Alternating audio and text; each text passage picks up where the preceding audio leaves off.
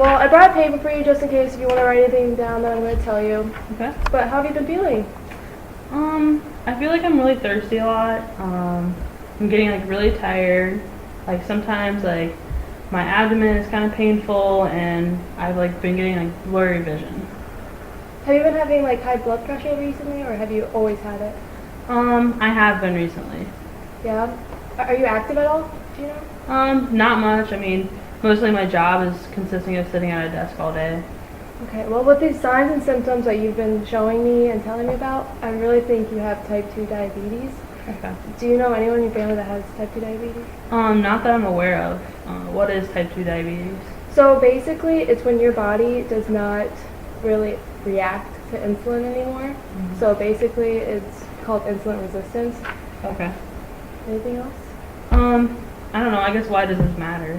So your body, like all your muscles that you use, they need glucose, which insulin provides and carries it through the bloodstream. So with that, your body's not going to get the energy from the glucose. So they need to be able to be permeable to the glucose that's going to be in the bloodstream. So is there like any medications that I should be taking? Okay, well the first step I think we should do is metformin, which is a type of medication that increases cell attraction to glucose. Okay. And then also it decreases the glucose production in the liver. So Okay. that would be the first step.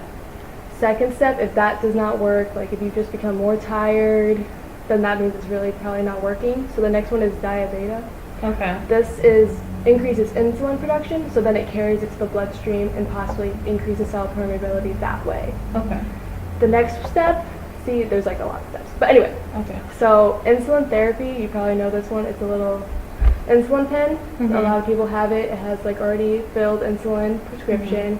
It has a little syringe. Yeah, you're gonna have to like poke yourself in the abdomen. That's where you'll pretty much inject the insulin. You'll have like a little dose meter. So then like it depends on how many meals you have. Okay. So with that, you do it 30 minutes before meals. So it depends on how much like carbs you have. I'll talk about it in a little bit. But you change the dosage, and then once that insulin prescription is out, then you just refill it. Okay. What else do I have for you? Healthy diet is next. So that's where this comes into play. Okay. So we're going to go back to elementary school action. Carbs are very important. You want to have a low glycemic index. So basically you want to increase the amount of fiber. You don't want a high glycemic index because then the glucose will get into your bloodstream quicker and it won't be used as often. Okay. So with this, nutritional facts, know where you can find the carbs.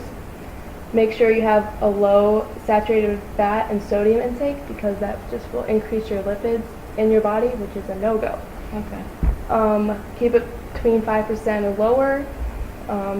Low glycemic index, so I told you fiber is key, so make sure you have plenty of fiber in that. Okay. And then what is a 1 carb serving? So these just give you prime examples of different foods that you could have that would be equivalent to 1 carb. Okay. And then with your dosage, that's when you're going to have to do the 40 to 45 grams per meal. Okay. So then it'll give you some information about how to do the math for that. So that is yours. Okay. And then exercise. Okay. Exercise is huge because it does it too. It increases cell permeability for your muscles, so then you'll actually use the glucose within the bloodstream. And with that, it increases the amount of glucose and insulin production. Okay. And then in the end, cardiovascular disease, I don't know if you know what that is, but that is the #1 cause of death in the United States. Okay. So exercise will decrease your chances of having that and possibly reversing type 2 diabetes. Okay.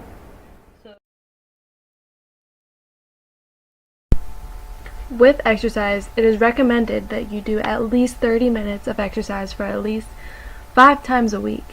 So if you haven't been exercising for a while, this chart will show you each week what you should be doing and possibly progressing. Without this chart, it also mentions that you should be getting about approximately 30 minutes as well for resistance training, possibly doing yoga, make sure you put that in there as well. So like if week 1, for example, you could be walking 3 times a week for 20 to 30 minutes, and then the next Tuesdays and Thursdays, then you could be doing weightlifting or yoga or Pilates for those other days for at least 30 minutes, and then you could add more and progressively get more as the time goes on. This is important to keep in mind when you are starting off and participate in the SEDS principle, so specific adaptations to impose demands, and it will also increase the cell permeability to the insulin production. Like any red flags that I should be aware of? So first one, most common for diabetes type 2 is hyperglycemia, so that's high blood sugar levels. So the person will be feeling, you'll be like kind of shaky. That's kind of one of the main red flags, and that means you're eating too much or not taking enough medication. So make sure you alter that and possibly talk to your doctor about that. Okay. Another one is called HHNS. It's a type of syndrome where your blood sugar is above 600. You do not want that. That is like life-threatening. Okay. It turns like your blood type of like thick and syrupy, so it won't be able to travel through the body. Okay. So pretty much just stop blood circulation. So if you feel like you lost your vision, very dark urine, and like I said, if it's above 600, seek immediate help because it's not good. And then the last one is hypoglycemia, so that's a lower in blood sugar. Okay. So that's when you'll feel like dizzy, lightheaded, kind of a shaky kind of feeling too. With that, you should be eating more carbs, or possibly make sure you have like juice boxes near you, or glucose tablets, so that increases the amount of glucose in your bloodstream quicker. Okay. So then check your sugar level 15 minutes after you do that. Yes. And then make sure it's back to that normal range. Okay. Do you have any more questions for me, or is that, I hope I answered everything. I think you answered everything, and I think this carb chart will be really Hopefully helpful. that helps you. All right, just let me know if you have any more questions. Okay, thank you. Yeah, no problem.